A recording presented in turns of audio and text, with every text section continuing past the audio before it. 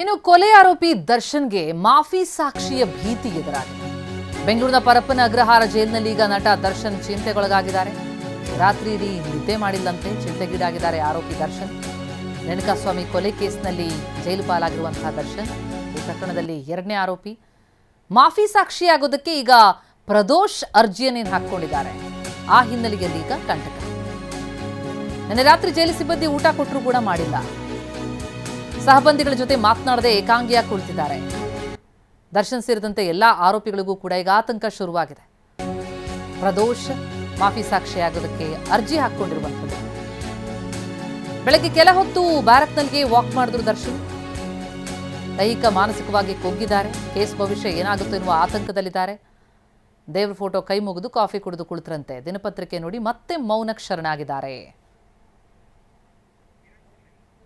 ಪ್ರತಿನಿಧಿ ಕಿರಣ್ ಈ ಬಗ್ಗೆ ಇನ್ನಷ್ಟು ಡೀಟೇಲ್ಸ್ ಕೊಡ್ತಾ ಹೋಗ್ತಾರೆ. ಲೈವ್ನಲ್ಲಿ ಜಾಯ್ನ್ ಆಗ್ತಾ ಇದ್ದಾರೆ. ಕಿರಣ್, ಈಗ ಪ್ರದೋಷ್ ಮಾಫಿ ಸಾಕ್ಷಿಗೆ ಅರ್ಜಿಯನ್ನು ಹಾಕೊಂಡಿರೋದು ಸಹಜವಾಗಿ ದರ್ಶನ್ ಆದಿಯಾಗಿ ಆರೋಪಿಗಳೆಲ್ಲರೂ ಕೂಡ ಈಗ ಸಂಕಷ್ಟದ ಸಮಯ ಅಂತಲೇ ಅನ್ಸುತ್ತೆ. ಹಾಗಾಗಿ ಏನೆಲ್ಲ ಪರಿಣಾಮಗಳನ್ನು ಬೀರಬಹುದು?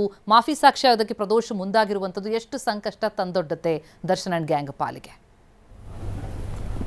ಖಂಡಿತ ಪ್ರತಿಭೆ, ಮುಖ್ಯವಾಗಿ ಈಗಾಗಲೇ ಈಗ ಸಂಬಂಧಪಟ್ಟಂತೆ ದರ್ಶನ್ಗೆ ಎಲ್ಲೋ ಒಂದು ಕಡೆ ಒಂದಷ್ಟು ಮಾಹಿತಿ ಸಿಕ್ಕಿತ್ತು. ಯಾಕೆಂದರೆ ಆತ ಪ್ರದೋಷ್ ಜೊತೆಲೇ ಇದ್ದವನು 1.5 ತಿಂಗಳ ಹಿಂದೆ ಅವನು ಒಂದು ಅಪ್ಲಿಕೇಶನ್ ಹಾಕ್ತಾನೆ, ಜೈಲು ಅಧಿಕಾರಿಗಳಿಗೆ ಕೊಡ್ತಾನೆ, ನನಗೆ ಸಪ್ರೇಟಾಗಿ ಇರಬೇಕು ಅಂತ ಅಂದಾಗಲೇ ಕೂಡ. ಯಾಕೆಂದರೆ ಈಗಾಗಲೇ ಸಾಕಷ್ಟು 7-8 ತಿಂಗಳು ಜೊತೆಲೇ ಇರ್ತಾರೆ. ಇಮಿಡಿಯೇಟಾಗಿ ಆತ ಒಂದು ಅಪ್ಲಿಕೇಶನ್ ಕೊಟ್ಟು ನಾನು ಸಪ್ರೇಟಾಗಿ ಇವರಿಂದ ಇರೋದಿಲ್ಲ ಅಂತ ಆತ ಹೊರಗಡೆ ಸಪ್ರೇಟ್ ಬೇರೆ ಸೆಲ್ಲಿಗೆ ನಮ್ಗೆ ಅಲಾಟ್ ಮಾಡಿ ಅಂದಾಗಲೇ ಕೂಡ ಅಲ್ಲಿ ಅವ್ರಿಗೆ ಒಂದು ಸಣ್ಣ ಇಂಟು ಕೂಡ ಸಿಕ್ಕಿತ್ತು. ಇಮಿಡಿಯೇಟಾಗಿ ಆತ ಅಲ್ಲಿಂದ ಶಿಫ್ಟ್ ಮಾಡಿಕೊಂಡು ಬೇರೆ ಸೆಲ್ಗೆ ಹೋಗ್ತಾನೆ.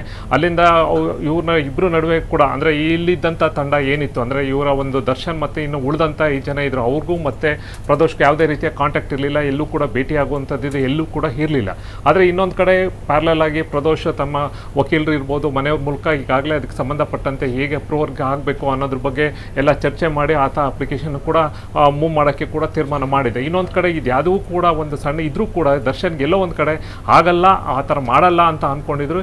ಏಕಾಏಕಿ ಸಂಬಂಧಪಟ್ಟಂತೆ ಈ ರೀತಿ ಹಾಕಿರೋದು ನಿಜಕ್ಕೂ ಆತನಿಗೂ ಕೂಡ ಒಂದು ಈಗ ಮುಂದಿನ ರೀತಿಯಲ್ಲಿ ಯಾವ ರೀತಿ ಕಾನೂನು ರೀತಿಯಲ್ಲಿ ಹೋರಾಟ ಮಾಡಬೇಕು, ಮತ್ತು ಹೇಗೆ ಇದು ಮಾಡಬೇಕು ಅಥವಾ ಹೇಗೆ ಕನ್ವಿನ್ಸ್ ಮಾಡಬೇಕು, ಹೇಗೆ ಇದ್ರ ಬಗ್ಗೆ ಎಲ್ಲವೂ ಕೂಡ ಆತ ಚರ್ಚೆಯನ್ನು ಮಾಡ್ತಾ ಇದ್ದಾನೆ. ಮತ್ತು ಇವತ್ತಿನ ಆತನ ಅಂದರೆ ನೆನ್ನೆ ಯಾವಾಗ ಈ ಒಂದು ಸುದ್ದಿ ಬಂತು ಇದಕ್ಕೆ ಸಂಬಂಧಪಟ್ಟಂತೆ ಆತನೂ ಕೂಡ ಎಲ್ಲೋ ಒಂದು ಕಡೆ ಎಲ್ಲಿ ಕೇಸ್ ಇನ್ನೂ ಸ್ಟ್ರಾಂಗ್ ಆಗಿಬಿಡುತ್ತೆ, ನನ್ನ ವಿರುದ್ಧ ಸ್ಟ್ರಾಂಗ್ ಆಗುತ್ತಾ ಅನ್ನೋ ಒಂದು ಭಯ ಆಗಿರೋದಂತೂ ಉಂಟು. ಈಗ ಸಂಬಂಧಪಟ್ಟಂತೆ ತನ್ನ ಜೊತೆಲಿದ್ದವ್ರಿಗೂ ಕೂಡ ಚರ್ಚೆ ಮಾಡಿ ಆತ ಏನು ರೊಟೀನ್ ಏನಿತ್ತು, ಆತ ಏನು ಮಾಡ್ತಾಯಿದ್ದ ಅದನ್ನೆಲ್ಲವೂ ಕೂಡ ಅಂದರೆ ಆತ ಬಂದು ಎಕ್ಸಸೈಸ್ ಮಾಡೋದು, ಬುಕ್ ಮಾಡೋದು ಎಲ್ಲವನ್ನೂ ಕೂಡ ಕಂಪ್ಲೀಟಾಗಿ ಇವತ್ತಿನ ಡೈರಿ ಕಂಪ್ಲೀಟಾಗಿ ಚೇಂಜ್ ಆಗಿತ್ತು ಅಂತಲೇ ಹೇಳ್ಬೋದು ಪ್ರತಿಭಾ.